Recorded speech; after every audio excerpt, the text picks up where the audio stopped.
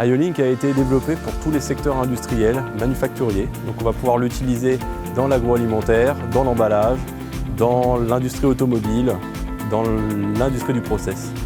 Avec IO-Link, on va pouvoir intégrer dans la chaîne d'automatisation des actionneurs et des capteurs et les rendre intelligents. Très clairement, l'avantage, c'est qu'on va pouvoir réaliser une maintenance prédictive beaucoup plus simplement. On va aussi pouvoir facilement reparamétrer les différents composants IO-Link, donc ça va augmenter la flexibilité de la machine. Autre point, les changements de paramètres peuvent être réalisés à distance. Donc du coup, on va pouvoir reparamétrer chaque composant de la production et ainsi augmenter la flexibilité de la machine pour pouvoir très facilement passer d'une gamme de production à une nouvelle gamme de production.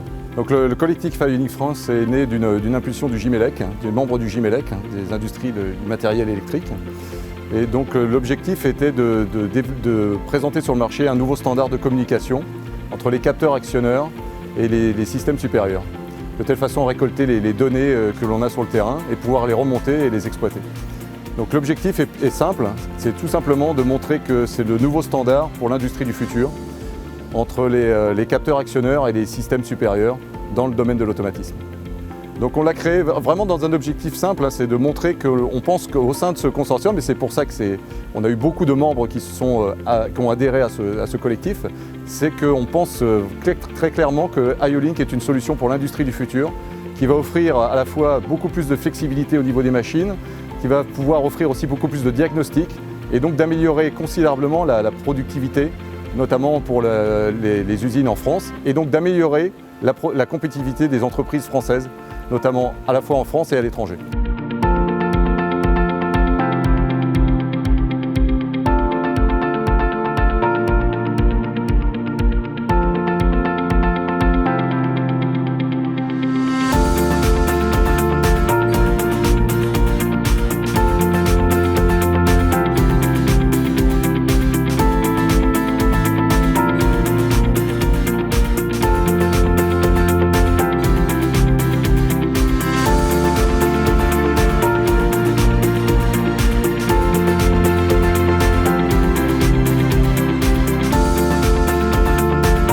Je suis ici pour découvrir IO-Link.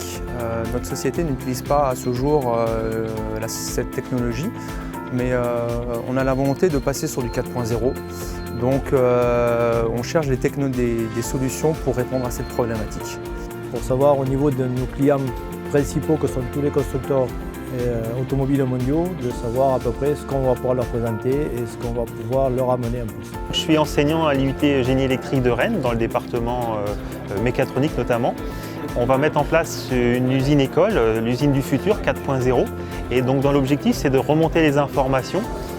Et donc pour ça, on va utiliser la technologie IO-Link. Et notre objectif, c'est d'abord, premièrement, de former nos étudiants pour rentrer sur les compétences de ce type de matériel.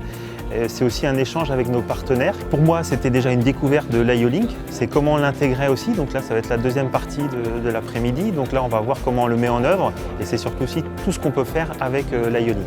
Pour nous, c'était vraiment une découverte. Donc c'était positif de ce côté-là.